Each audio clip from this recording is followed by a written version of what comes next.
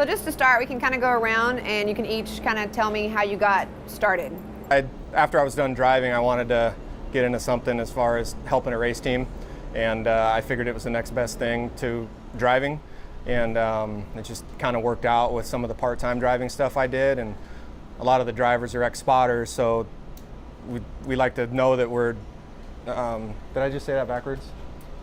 It doesn't matter. It's the same end result. Yeah. So anyway, we're all just being a former driver. You can kind of help the driver now as a spotter, what they need to hear, what they want to hear, when they want to hear it. Well, I think what Kevin's really trying to say is that me and him weren't good enough at driving race cars, so we somehow got good at watching them go around. I was working in the shop driving for Dale Jr. at the time, and got asked to go to the racetrack, and I guess I wasn't good enough at the late model racing and stuff myself, so got asked to go to the roof, and I've been going up ever since. And Dale Jr. heard me spot at Homestead in 2007, and I've been went and worked with him about a year when he went to Hendrick, and I've been with him ever since. Back when the war ended, when he climbed out of that tank, he went to the roof. That's funny. I worked for Penske from '88 to '05, and in 2000 I stopped jacking, and I was teaching some guys on the pit crew how to jack and change tires and things like that, and I still as a mechanic on the road. And Rusty fired his third spotter, I think, of the year, and I was laughing at him and telling him that I could do that, and he said, well, get up there, and I've been doing it ever since. Worked out. I'm kind of like TJ and Kevin. Once I was done driving, I moved here with a bunch of friends, and shortly thereafter I went to work for Chase's mom and dad, managing their team. And I managed several teams for a while and kind of started on the spotting side of it about 17 years ago. And here I am still. Ironically now working with Chase. Earl tried to drive, they couldn't get in the car, so they realized he was better at picking them up. So every time I drove, I'd come back to the shop with the hood up over the windshield or on fire. So I always made it to the next race, so I was a lot better mechanic than a driver. He was a really good mechanic for a long time. What's a typical race week like for you in preparation to getting to the actual race? Some of us, we have a meeting on Tuesday leading up to the race. I know Eddie studies a lot of film, and it sounds crazy, but you can rewatch the race from the previous time you're at that track and get a feel for how the race went, kind of refresh your memory on how your day went and what you could have done better and other things to look out for. There's a lot of pit road stuff we have to do during pit stops, so we look at that, of what pit stalls are good, and a lot of that comes into play. Eddie does a lot of work with that too, on rating the pit stalls for his team, and we kind of all piggyback off of that. So there is a little bit of film study leading up to that race. We all do trucks and Xfinity cars and ARCA cars as well, so those kind of give you some warm-up reps in those practices before the Cup cars hit the track. I'm a stay-at-home dad, so I've got my little girl at the beginning part of the week, but like Kevin said, Eddie does a lot of work. We all watch a little bit of restarts from the previous race at that track. We do a little bit of that stuff. Anything you can find, anything you can do to learn anything for the weekend, any little bit. So you kind of watch a little bit of film, you get some notes about pit road stuff, and ultimately the engineers and stuff make the decision on that, but it's good to know that stuff before you get there. And I mean, honestly, when Thursday comes around, the week goes by quick, and before you know it, you're packing your bag again and heading back out. On my side, we have the film going on in the shop or in the trailer in our hauler all weekend. So when we're up there talking or something, watching that, maybe watching it, before we get to the track. But that's really that, and a little conversation with the driver on how the weekend went, the last weekend, and I think that's about it. Practice, again, Cup, Xfinity, Truck Series. We have a meeting with our driver, 3 or 4 engineers, crew chief every Tuesday for a couple hours, and we'll debrief the race we just came from and pre-brief the race we're going to. And that really sets the tone and prepares you for walking in the gate here. When you guys are spotting during a race, are there a lot of deals that are going on that you're kind of making with other people, or it's just kind of you're just doing your thing and focused on your driver? I don't think there's a lot of deal making. There's just a lot of, everything changes constantly. You never, nothing ever no race is ever the same, so you can't really make a plan and expect it to go exactly like that. Somebody pits at a different time, the caution comes out at a different time. So you want to go sometimes, there's times to work with each other. If you're both lead, if you're first and second, you can work with a teammate on getting what lane you want on restarts and stuff. Things like that. But you're not really making deals because ultimately the guys behind the wheels make them decisions, and the crew chiefs are the ones making the plan on top of the box and relaying the info to us most of the time. But when they give you the info, then you go work on what you have to work on. Do you ever move around, or do you just, once you get your spot, you're there, or you change throughout the race? All the stands are different, and some of us move around a lot, like me, and others, like Eddie, don't really move a bunch. It really depends, and it kind of depends on the racetrack. Darlington, we're packed in tight, so it's hard to move. Talladega and Daytona, they're bigger stands, and we have to talk a little bit for the draft, and that's where some of the deal making will come into play, is there. But you could be on one to go, and I have a deal with Eddie, like, hey, let's work together here, and then a car in front of us pits, and it shuffles the line, and then just like that, your deal's off. So other tracks like maybe Martinsville, where you can get a teammate on the outside of you, and the bottom guy is a teammate and lets the guy on the top in as you get to the corner. But those are deals that you work out just depending on if Earl's leading and I'm second, or however it works out. When Earl's leading, he walks more than anybody I've ever seen. He walks to every lap car they're getting ready to catch. Hey, get out of the way, we're coming. Hey, we get out of the way. He must walk 1,000 steps. Hey, we're coming. 48's coming. Outside. Well, I do. I go down there and tell them that we're on our way and we'd like what lane we prefer. But most of the time, it's usually thank you. I mean, those spotters know what they're doing. And they're informing that driver for the most part of what's happening. And I'm just down there to say thanks a lot for giving us that opportunity. Anything you want to add to that, making deals, or how you are with the lap cars? No, but so there's 40 spotters, and most of us have been doing it for 10, 12, 15 years. And we all have a spot that we go to at every single track. And we know not to take each other's spot. And that, to some people, that may sound a little juvenile and all, but we have these sight lines that we're used to, and it works. And if you get, for whatever reason, changed out of that, it throws off all your chi, So we're a little picky about where we stand. Anyone ever try to take someone's spot, or that's Oh, just yeah. like, yeah? New guys, but they learn in a hurry. They learn pretty quick. What about different paint schemes? Is it hard to adjust to that when you're used to maybe, yeah? Yeah, we have a lot of partners now. The way that the sport has evolved, there's not a lot of people like Earl that basically, have the same 1 or 2 paint schemes all year. We have 7 or 8 primaries that we run on the 5. So you have to, know what shirt to pack. You got to make sure you check your itinerary because we have a closet full of shirts. And then some of the paint schemes are really easy to see, like our Mountain Dew car this weekend's really easy to see. Some schemes we've had in the past, just with the branding of the partner, blends in with the track. Charlotte's a dark track, the service is dark, so darker cars kind of blend in. So yeah, keeping up with your paint schemes can be difficult at times. I would like to thank Nationwide and Exalta for having such nice paint schemes for me to look at all year. Such great sponsors. And apparently I have the easiest thing. So usually my guy's got the same colors, same number, and he's usually out front. So it's a fairly easy job for me. I think one year we had 4 Mobil 1 cars. Yeah, I was at Oh Pocono. my gosh. It was at Pocono. I was like, dude, which one is that? Oh, that's the 14. Yeah, so it can be a little tricky at times. Do you ever get tired just watching the cars? No, we're wide awake the entire time, ready to go. I think after the race, the plate races can be pretty, it sounds dumb, but they're mentally draining for us because we talk a lot there. So that would really be the only time. One thing, when you have different drivers, like last year you had to work with 3 different ones, how does that make your job hard, and what's that like when you have someone filling in when you have a driver out? It was challenging actually working between. Alex came in and was just like, whatever you do is perfectly fine. Jeff came in and told me to do whatever I normally did, but Jeff knew what he was used to hearing with Eddie, so I had to kind of fine tune it a little bit more to what Jeff liked and made him comfortable. Alex was just happy to be there, kind of like, I'm good with whatever and just tell me anything. But it was fun, working with somebody like Jeff. I mean, I was a kid when Jeff was racing, winning all them races, so it was fun to actually be able to go and work with somebody like that and have a good time doing it. Anybody else want to add to that, working with other drivers? I know it applies to you more than everybody. Yeah, it's different if you're working with younger guys, like in the truck and Xfinity. They're younger and greener, so you got to hold their hand a little bit more than you do with some vets. But then you kind of get spoiled with the vets, and even, you know, then you need to remind them of some elementary type stuff.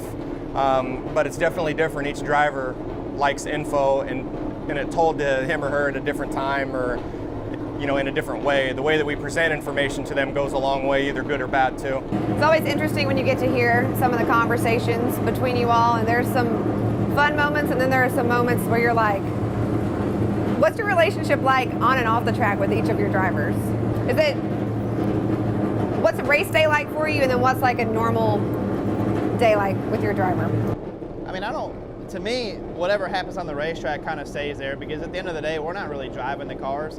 All you can do is tell the guy the best decisions, help him make the best decision possible. But as we all know, sometimes they do things that you don't expect them to do or want them to do. But to me, at the end of the day, like, let's go to Richmond. Earl's guy, Clobber's my guy. There's nothing we can, I mean, well, what can we do? You know what I mean? It's just an accident. Accidents happen, and you just, I mean, we kind of like, oh, okay, we move on from it, and you go to the next one. So it's not, luckily for us, we have a race next week, and we get a chance to wipe the slate clean after that race and go to the next one and just start over again, you know. But rarely does it ever get to a level where, you know, it should affect anything away from the racetrack.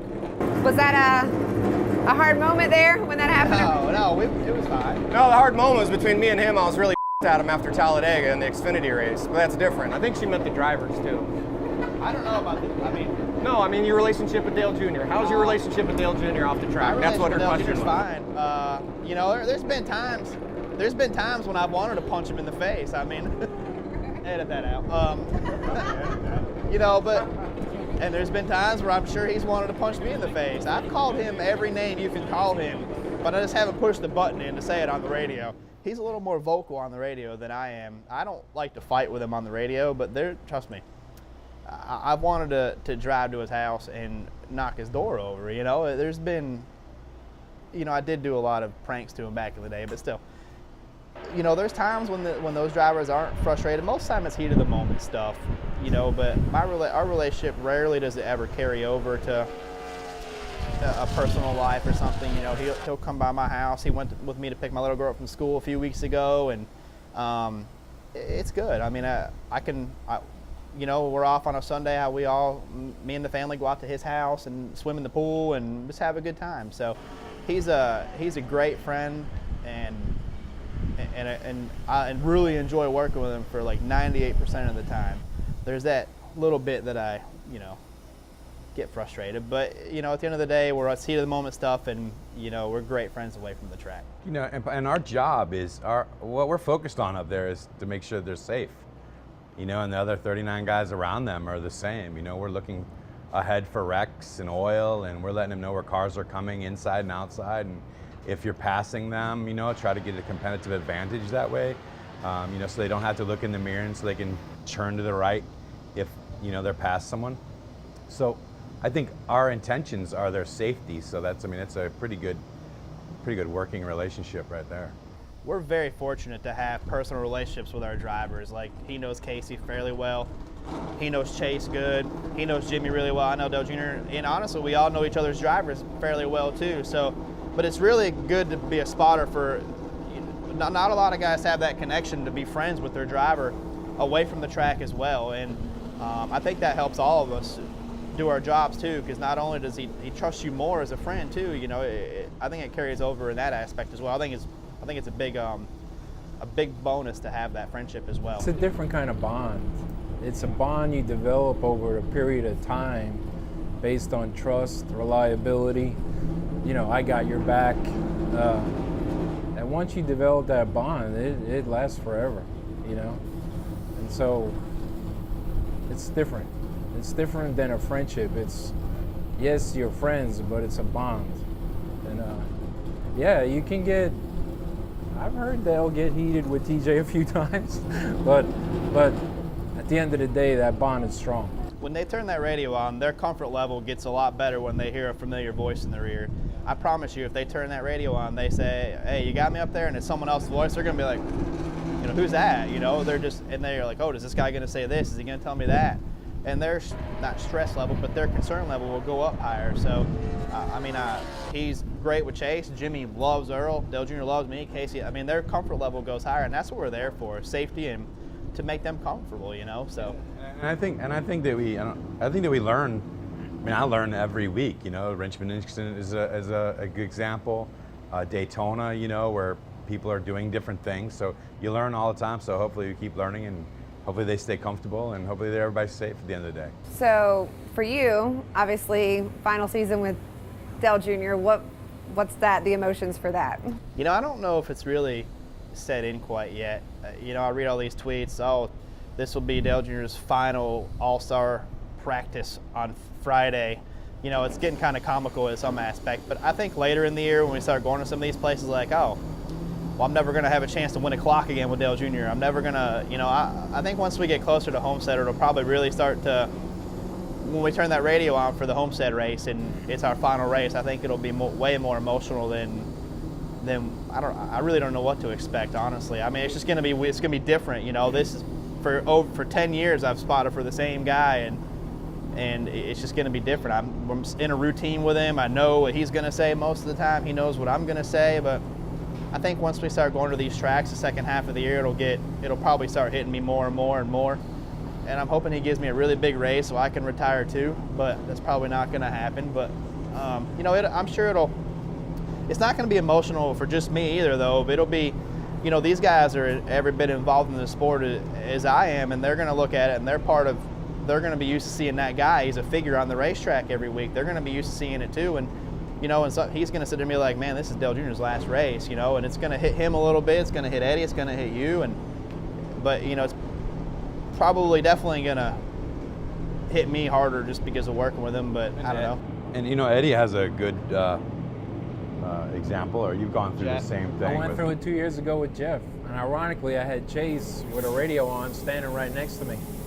And as the race went on, the emotion ramped up more and more and more. It was really hard. It was difficult. It's that bond, it's coming to an end, Yeah. And for you guys, I see the hashtag now, Chasing 8. What was it like to get the 7th one with Jimmy, and what's it going to take to get? Well, it was really a surprise, really. I mean, going into the race, your car wasn't that fast in practice, qualifying. We had to start in the very back, for infraction prior to the event. And really 30 laps to go, we're running 4th, 5th, 6th, something like that. And really was not any better than that throughout the day. So 30 something laps before the end, he's going down the back straightaway, and you can see there's frustration. He's trying different lines. And I just told him that, hey man, just hang in there, you never know what happens. And then, holy cow, gift at the end. We had to be there, obviously running in that position. We had to be in that 3rd or 4th or 5th spot on a restart. And so that was, good calls on the pits and the stops and the driver. And then, a couple people make a mistake, and we took advantage of that. And that was the best championship for myself. I was there the first one, and now the 7th one, and it was definitely, that was a really, really a lot of fun and surprising. Yeah, I had to go out and had to get a tux then. Usually you ramp up and you're ready, but no, I had no idea that we were going to win. And last question, for all the different types of tracks that you go to, and then there's night races as well, so you have the restrictor plates, the road courses, all of that stuff. How does your job change, or does it, with the different types of tracks that you guys have to go to? Well, at certain tracks we use more than one spotter. Indianapolis and the road courses, we'll use 1, maybe 2 or 3 at Watkins Glen, other spotters, so that changes a little bit. Just the time of day for me. I think night races are tough because the garage opens at noon and you don't race till 9, and generally, 8 or 9, whatever it is. And a lot of the races are during the day. So like you get up, you get ready, you go to the track, you go to work. The night races, it kind of drags the day along a little bit. So because of that aspect, I'm more of a fan of the day races. I feel like that the day races have been pretty good, for the most part. Phoenix, where we stand on stands, and typically we're at the start-finish line at Phoenix. We're in the middle of 1 and 2, so you have a completely different aspect of the track. And so your sight lines and, off of turn 4 is hard. Your driver might be passing somebody and they don't look clear from where we're at. but from somebody standing on pit road, they're plenty clear, and we're not calling clear yet because I'm not going to say clear unless I'm 100% sure that he's clear.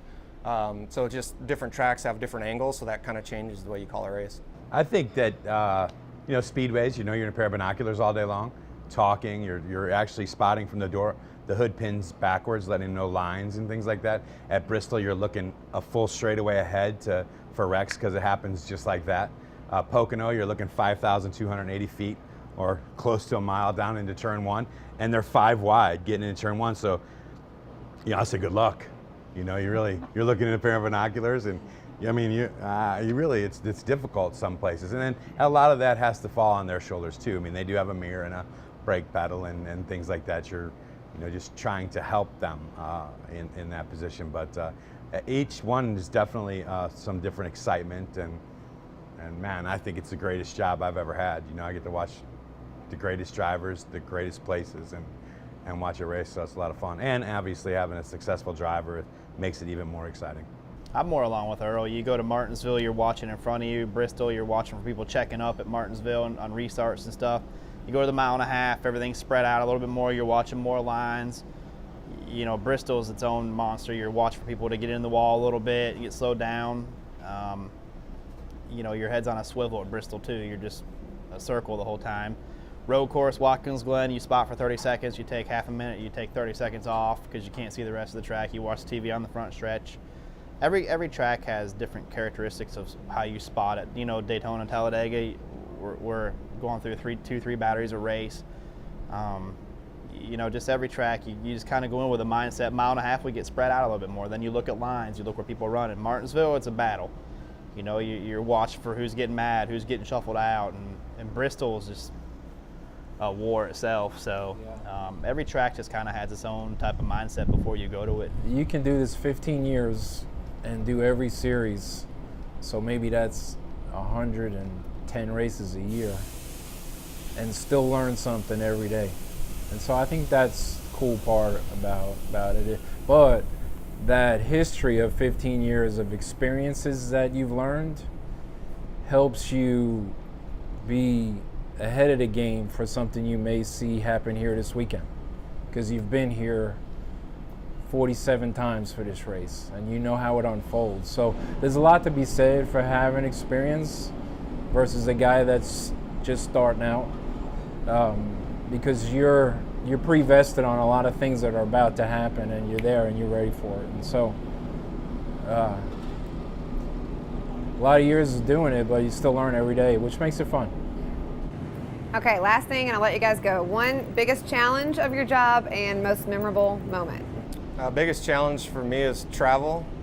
My wife's a stay-at-home mom. We have 3 small kids, so it's hard on her, and being gone Thursday through Sunday, and then also working in an office for Casey during the week. It's just tough. It's a lot of hours. My most memorable probably be the win with Casey at Atlanta a few years back. It was the last or second to last race to get into the chase, and we had to win to get in, and we won. That was pretty cool. Travel is definitely a big thing. Luckily nowadays we have access to tablets and phones, stuff where we can see, but you always come home and your kids are a little bit bigger. You can tell every time. So that's really challenging, missing dance recitals, missing soccer games, basketball games, whatever they're in. I think the most memorable for me would be the Daytona 500. That's our Super Bowl. And I don't think the only thing that would probably trump it would be a championship, but it's still the Daytona 500. We go through the whole off season to kick off our season with the biggest race. I'd have to say that I have my 06 was really the best year of my career. I done this 18 years before then, and all of a sudden, first time out of the box spotting for Jimmy Johnson. We win the 48th running of the Daytona 500. We won Indianapolis that year, and we won a championship that year, and that's something that I had never done in the 18 years before that. So, and if I had to just pick one, it would have to be the Daytona 500. That was the one. You feel like you're more involved, and you really have a lot more input on helping the driver at a speedway, I guess. So that really was exciting for me. My hardest thing is to see down in turn 1 at Pocono. We had an accident there a few years ago, and you tell your driver every race before, you say, end of pit road, you're on your own. We go down to turn 1, and apparently there was a car inside of us, and I didn't tell him. We spun out, didn't hit anything, and he's like, was there a car there? And I was honest with him. I think I said, I don't know, you're a mile away. I said, I don't know, but you're a mile away. Apparently there was. Use your mirrors. I didn't say that, but I was thinking that. Without a doubt, the travel is hard. I have a new young family at home, and so being away is difficult. Most memorable, I've been very, very blessed and fortunate to work with several, now 3 Hall of Fame drivers. Winning Indianapolis with Jeff Gordon was something special, and I'll never forget my time with him. But I have to say I'm extremely excited about Chase's future. I think he's going to be a star in this sport. He's already on his way to that, and I see a lot of good things for him down the road, and I'm glad to be a part of it.